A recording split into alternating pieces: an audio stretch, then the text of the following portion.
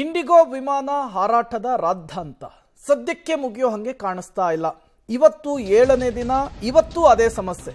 ಇದರ ನಡುವೆ ಇಂಡಿಗೋ ಪ್ರಯಾಣಿಕರ ಕೈ ಸೇರಿದೆ ಲಗೇಜ್ ಅನ್ನೋದು ಗೊತ್ತಾಗ್ತಾ ಇದೆ. 3 ದಿನಗಳ ಬಳಿಕ ಲಗೇಜ್ ಈಗ ಕೈ ಸೇರಿರುವಂಥದ್ದು.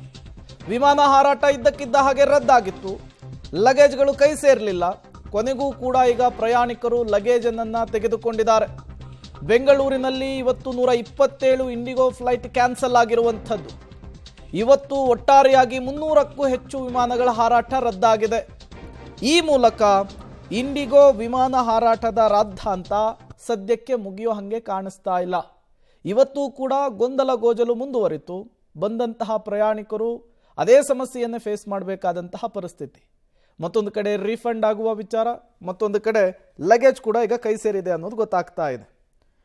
ಡೀಟೇಲ್ಸ್ ಕೊಡ್ತಾರೆ ಮುದ್ದುಕೃಷ್ಣ, ನೇರ ಸಂಪರ್ಕದಲ್ಲಿ ಜಾಯ್ನ್ ಆಗಿದ್ದಾರೆ. ಮುದ್ದುಕೃಷ್ಣ, ಇವತ್ತು ಕೂಡ ಅದೇ ಸಮಸ್ಯೆ, ಏನೆಲ್ಲ ಬೆಳವಣಿಗೆಗಳಾಯಿತು? ಜೊತೆಗೆ 3 ದಿನಗಳ ಬಳಿಕ ಈಗ ಪ್ರಯಾಣಿಕರಿಗೆ ಅವರ ಲಗೇಜ್ ಕೈ ಸೇರಿದೆ ಅನ್ನೋದು ಗೊತ್ತಾಗ್ತಾ ಇದೆ.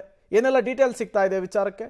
ಖಂಡಿತ ಪ್ರೇಮ್, ಬೆಂಗಳೂರಿನ ಅಂತಾರಾಷ್ಟ್ರೀಯ ವಿಮಾನ ನಿಲ್ದಾಣದಲ್ಲಿ ಇವತ್ತು ಕೂಡ ಅಂದರೆ ಬೆಂಗಳೂರಿನಿಂದ ಟೇಕ್ ಆಫ್ ಆಗಬೇಕಾದಂತಹ 61 ವಿಮಾನಗಳ ಹಾರಾಟ ರದ್ದಾಗಿರುವಂಥದ್ದು. ಮತ್ತು ಬೆಂಗಳೂರಿನ ವಿಮಾನ ನಿಲ್ದಾಣಕ್ಕೆ ಬರಬೇಕಾದಂಥ 66 ವಿಮಾನಗಳ ಹಾರಾಟ ರದ್ದಾಗಿದೆ. ಟೋಟಲಿ 127 ವಿಮಾನಗಳ ಹಾರಾಟ ಸಂಪೂರ್ಣವಾಗಿ ರದ್ದಾಗಿರುವಂಥದ್ದು. ಹಾಗಾಗಿ ಸಹಜವಾಗಿ ಪ್ರಯಾಣಿಕರಿಗೆ ಇದು ಪರದಾಟ ಅಂತಲೇ ಹೇಳ್ಬೋದು. ಆದರೆ ಈ ಹಿಂದೆ ನೋಡಿದಂತಹ ಜನದಟ್ಟಣೆಯ ದೃಶ್ಯಗಳಿಲ್ಲ.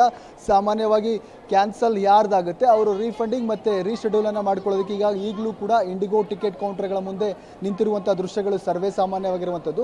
ಸಹಜವಾಗಿ ಈ ಎಲ್ಲ ಸಮಸ್ಯೆಗಳಾದ ನಂತರ ಏರ್ಪೋರ್ಟ್ನ ಅಂದರೆ ಈ ಇಂಡಿಗೋ ವಿಮಾನಗಳಲ್ಲಿ ಟಿಕೆಟನ್ನು ಬುಕ್ ಮಾಡುವಂಥವರ ಸಂಖ್ಯೆ ಕಡಿಮೆ ಇದೆ. ಹಾಗಾಗಿ ಏರ್ಪೋರ್ಟ್ನಲ್ಲಿ ಪ್ರಯಾಣಿಕರ ದಟ್ಟಣೆ ಕಾಣ್ತಾ ಇಲ್ಲ, ಎಲ್ಲವೂ ಕೂಡ ಖಾಲಿಯಾಗಿರುತ್ತೆ. ಮತ್ತು ಮತ್ತೊಂದು ವಿಚಾರ ಏನಂತಂದರೆ ಏರ್ಪೋರ್ಟ್ನಲ್ಲಿ ಭಾಳಷ್ಟು ಜನದಟ್ಟಣೆ ಆಗಬಾರ್ದು, ಒಳಭಾಗದಲ್ಲಿ ಆಗಬಾರ್ದು ಅನ್ನುವಂಥ ಕಾರಣಕ್ಕೆ ಏರ್ಪೋರ್ಟ್ನ ಸಹಾಯಕ ಸಿಬ್ಬಂದಿ ಏನಿದ್ರೆ ಏರ್ಪೋರ್ಟ್ಗೆ ಬಂದಂಥ ಪ್ರಯಾಣಿಕರಿಗೆ ವಿಶೇಷವಾದಂಥ ಆಸನಗಳ ವ್ಯವಸ್ಥೆಯನ್ನು ಮಾಡ್ತಾರೆ. ಆಸನಗಳಲ್ಲಿ ಕೂತಂತ ನಂತರ 2 ಗಂಟೆಗಳ ಮುಂಚಿತವಾಗಿ ಅಂದರೆ ಏರ್ಪೋರ್ಟ್ಗೆ ಮೊದಲೇ 3-4 ಗಂಟೆ ಮುಂಚಿತವಾಗಿ ಬರಬೇಕು ಅನ್ನೋಂಥ ಮೆಸೇಜ್ ಹೋಗ್ತಾ ಇದೆ ಪ್ರಯಾಣಿಕರಿಗೆ. ಬಂದಂಥ ಸಂದರ್ಭದಲ್ಲಿ ಅವರನ್ನು 2 ಗಂಟೆಗಳ ಕಾಲ ಇಲ್ಲಿ ಮುಂಚಿತವರೆಗೂ ಕೂರಿಸಲಾಗುತ್ತೆ. ಅವರ ವಿಮಾನ ರೆಡಿ ಇದೆ ಅನ್ನೋಂಥ ಸಂದರ್ಭದಲ್ಲಿ ತಾವು ಇಲ್ಲಿ ನೋಡ್ತಾ ಇದ್ರೆ ಸಹಾಯಕ ಸಿಬ್ಬಂದಿ ಅನೌನ್ಸ್ ಅನ್ನ ಮಾಡ್ತಾರೆ. ಆಗ ಅವರಿಗೆ ಒಳಗಡೆ ಹೋಗ್ಲಿಕ್ಕೆ ಅವಕಾಶವನ್ನ ಕೊಡಲಾಗುತ್ತೆ. ಅಲ್ಲಿವರೆಗೂ ಕೂಡ ಅವರು ಇಲ್ಲೇ ಕಾಯಬೇಕಾದಂತ ಪರಿಸ್ಥಿತಿ ಇರುವಂತದ್ದು. ಈಗಲೂ ಕೂಡ ಸಮಸ್ಯೆ ಯಥಾವತ್ತಾಗಿ ಮುಂದುವರಿತಾ ಇರುವಂತದ್ದು. Prem, okay, thank you Muddukrishna ತಮ್ಮೆಲ್ಲ ಮಾಹಿತಿಗಾಗಿ.